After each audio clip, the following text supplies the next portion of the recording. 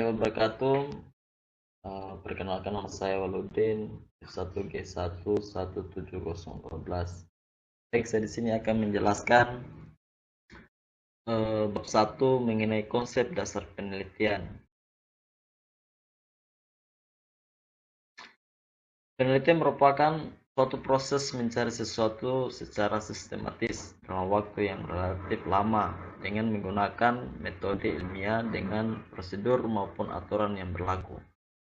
Penelitian terdiri atas beberapa tahapan yang saling terkait antara satu dengan yang lainnya, di mana tahap-tahapan itu pada umumnya terdiri dari pertama itu identifikasi masalah, kemudian kedua perumusan masalah, ketiga penelusuran pustaka, keempat rancangan penelitian, kelima pengumpulan data, keenam pengolahan data, dan yang ketujuh penyimpulan hasil.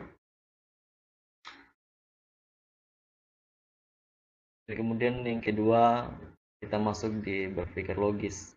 Proses berpikir yang terjadi pada saat menarik kesimpulan dari pernyataan-pernyataan yang diketahui benar atau dianggap benar biasanya disebut dengan penalaran atau reasoning.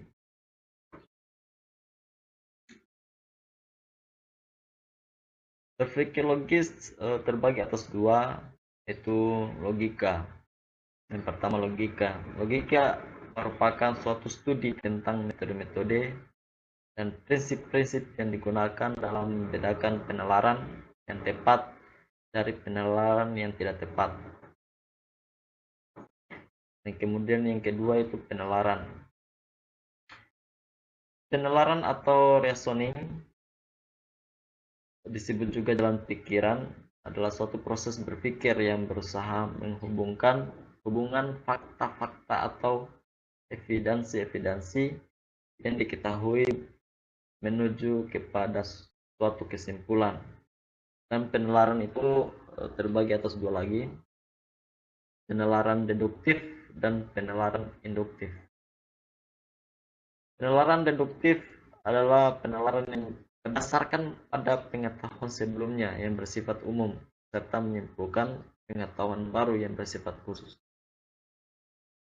Kemudian penalaran induktif adalah penalaran berasal dari pengetahuan mengenai sejumlah kasus sejenis bersifat khusus, individual, dan konkret. Kita masuk poin ketiga, metode penelitian dan metodologi penelitian. Metode penelitian ialah kerangka kerja untuk melakukan suatu tindakan atau suatu kerangka berpikir untuk menyusun suatu gagasan yang terarah dan terkait dengan maksud dan tujuan. Dan metodologi penelitian merupakan suatu kerangka atau asumsi yang ada dalam melakukan elaborasi penelitian, sedangkan metode penelitian memerlukan teknik atau prosedur untuk menganalisis data yang ada. Dari pengertian tersebut, dapat disimpulkan bahwa metodologi penelitian merupakan langkah-langkah yang ada dalam penelitian, sedangkan metode penelitian adalah cara dari setiap langkah yang ada. Kita masuk poin keempat, manfaat metodologi.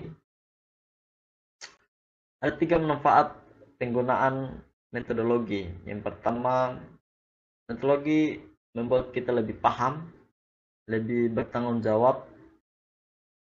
Dan kemudian yang kedua, metodologi membuat kita lebih berpengetahuan dan lebih berguna dalam berargumen karena selalu berdasar fakta dan tidak berdasar pada intuisi maupun bisikan-bisikan.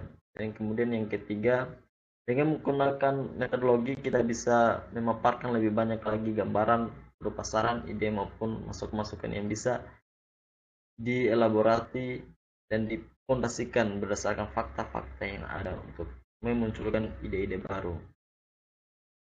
Kemudian yang kelima, proses penelitian. Untuk lebih jelas mengenai proses penelitian, berikut ini ada jelaskan output dari setiap tahapan yang ada. Yang pertama, Penetapan permasalahan. Penetapan permasalahan berisikan persyaratan yang bersifat umum terhadap permasalahan yang akan diamati, misalnya bagaimana mengatasi pertumbuhan jumlah manusia di dunia ini yang berlangsung secara eksponensial. Dan kemudian yang kedua, pencarian literatur. Untuk mendukung ide yang kita dapatkan, kita mesti mencari literatur yang terkait dengan ide, baik berupa buku, artikel, majalah, jurnal, dan lain sebagainya. Kemudian merancang masalah yang lebih spesifik. Uraian permasalahan yang dimulai dari permasalahan yang bersifat umum ke masalah yang bersifat khusus. Misalnya faktor-faktor apa saja yang menyebabkan alam terus mengalami perkembangan. Kemudian faktor-faktor apa saja yang mempengaruhi pertumbuhan jumlah manusia. Yang kemudian ketiga, faktor-faktor apa saja yang membuat SI dapat meningkatkan kinerja perusahaan.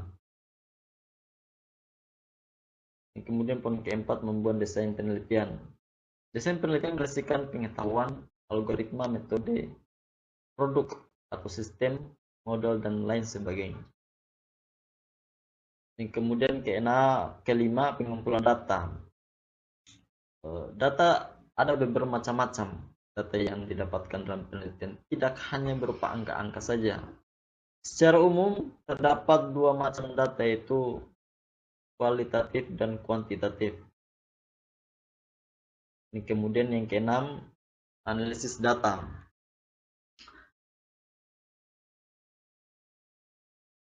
Proses analisis data mempunyai tahap-tahap sebagai berikut: editing data, pengimbangan variabel, pengkondian data, cek kesalahan, kemudian kelima membuat struktur data, cek realisasi komputer, dan tabulasi. Dan kemudian yang ketujuh, hasil penelitian. Dalam menulis laporan penelitian atau laporan akhir, kita harus berani mengemukakan dan menuliskan apa yang kita dapatkan selama melakukan penelitian tersebut. Dengan kata lain, kita harus mampu menginterpretasikan secara objektif. Bila hasilnya tidak pasti, ada baiknya kita buat dalam bentuk statement berupa pertanyaan saja. Dan yang terakhir adalah kesimpulan. Penelitian kesimpulan dilakukan setelah semua laporan hasil penelitian dilakukan.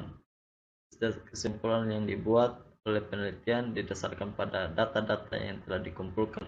Kesimpulan yang diambil harus berupa jawaban dari permasalahan.